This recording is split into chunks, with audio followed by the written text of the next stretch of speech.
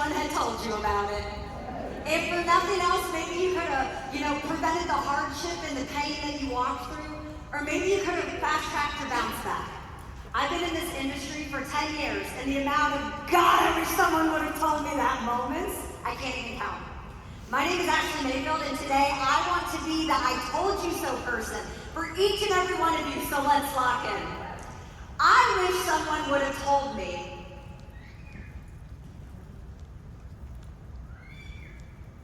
I knew I was going to have a little bit of a brain fart, but that's okay. Sometimes those things happen.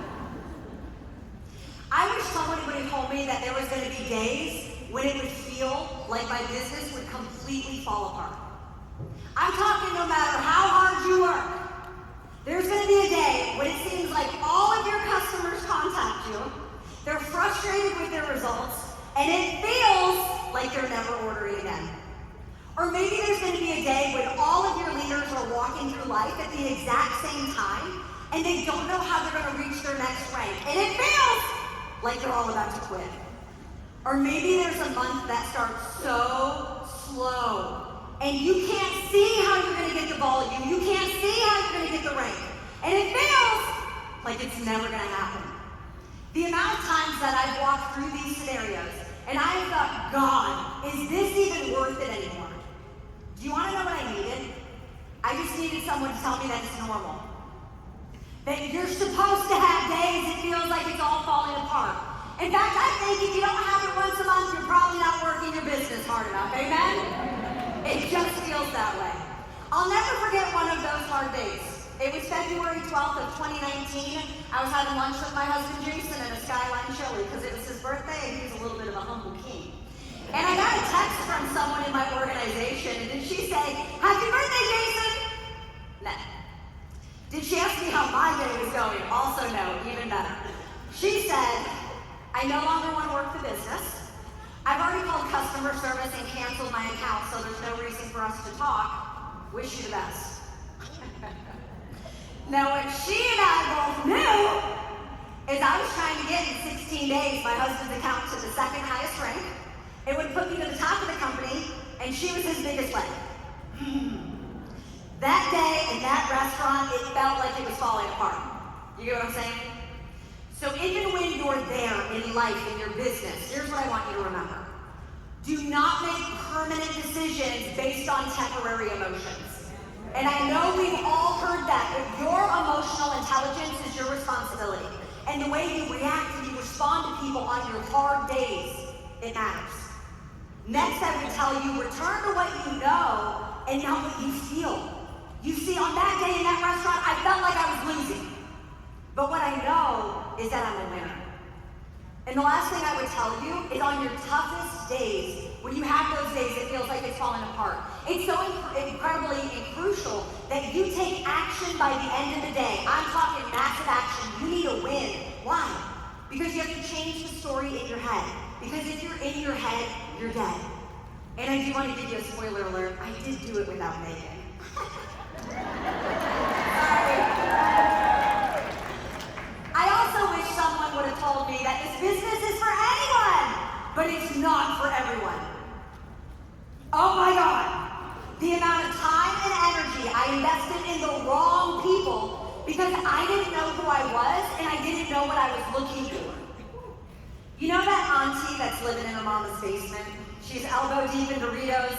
She thinks she's a professor in financial literacy trying to tell me how to pay off my debt. I tried to recruit her. What about user 52314279, 3 Facebook friends, no posts, but a motorcycle profile picture? And he's asking me if I'm a scam. I tried to recruit him. Why? Because I took no's personally. No's were like a hostage negotiation. Oh, you're not saying no to me, bet I'm doubling down now. And don't get me started on the people that I actually got into the business. Now, I'm not talking about my team. I have a great team. I'm not talking about the runners and the walkers and the crawlers and maybe even the people that joined me and then had life happen. Oh, no. I'm talking about the ones I had to drag into business. You know the ones you kind of got to twist their arm a little bit, right? I had to convince them to join. And then convince them to buy products, and then convince them to use the product, and then convince them to show up, and convince them to lean in, and convince them to post, and convince. It's not for everybody. Everybody will say they want director until it's time to do what directors do. Everybody says they want vice president until it's time to do what vice presidents do. Why? Because the aesthetic of hunger is appealing. No one wants to starve. I became like a professional CPR nurse to dead dreams. It left me frustrated. I was mad and I was ready to quit. And so even when you're there, here's what I need you to know. You're supposed to get no's.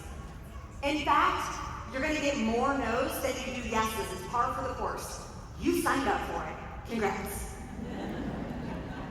Stop convincing people that need convincing. Now, let's all use our brains. I'm not saying don't cast your net far and wide, and I'm not saying don't follow up 20 times. We have to do that. But you know the people you're dragging in, maybe just for a number, or for a bonus, or for a shout out.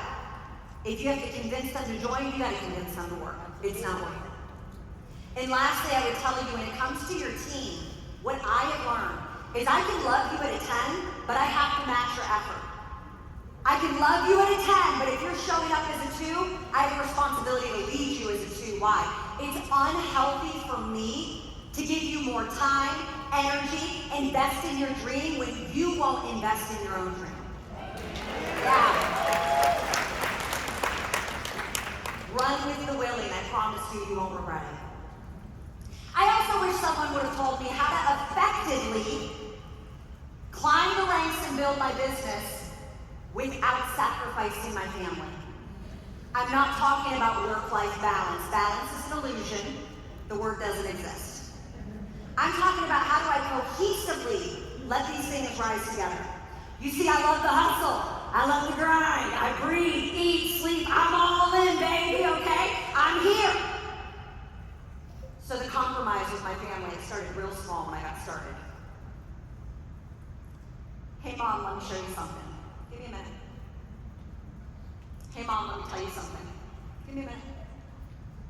Hey, Mom, look over here. Give me a minute. Because I had to update my Facebook. And then it promoted to my husband having to drive all the time. Because I had to get back to my messages. And then I'm laying in bed. The man that made me a wife, the man of my dream, I would lick that man up and down. I love this man. Oh my God. And I'm on my phone. And the glow of my phone at night is lighting up the room, and it's another reminder of where my priorities are. And I think things got out of hand as I started really climbing the ranks. Because it was Mayfield, be here and do this and speak here and pour into this leader and coach this person and, show me, yes, I love to be needed. And there was about an 18-month window where my husband would walk into my office and have full-blown conversations. And not once do I even look up at him. And we would go round and round about every 2 or 3 months, and he would say, Ashleigh, where are you at? You're putting me on the back burner. Where are you at? What's going on? You're putting the marriage on the back burner. You care more about the business than you do me. Where are you at? Everything I do is for you. What are you talking about? You guys, I didn't know. I didn't see it. I couldn't see what my husband saw. And I'm so grateful the Lord took this veil off my eyes, because what's the point in making, millions of impacts in lives of women around the world if I can't be responsible with my 2 daughters? And what's the point of having the accolades and winning the trips and the titles and the money and building the kingdom if I don't have my king? These things have to work cohesively.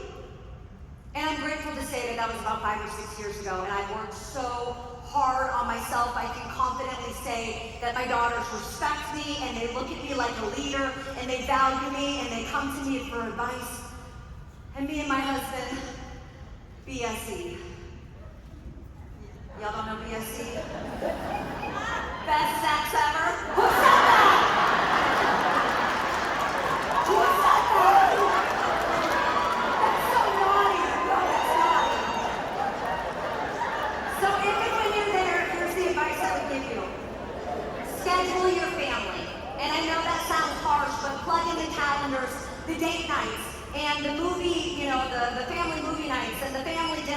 it into the calendar and stick to the calendar. Next, it's important that be fully where you're at. If you're with your family, then your business needs boundaries. But the dichotomy is true as well. If you're in your business, your family needs boundaries. It's par for the course. And last, I would say, let your family be your biggest cheerleaders.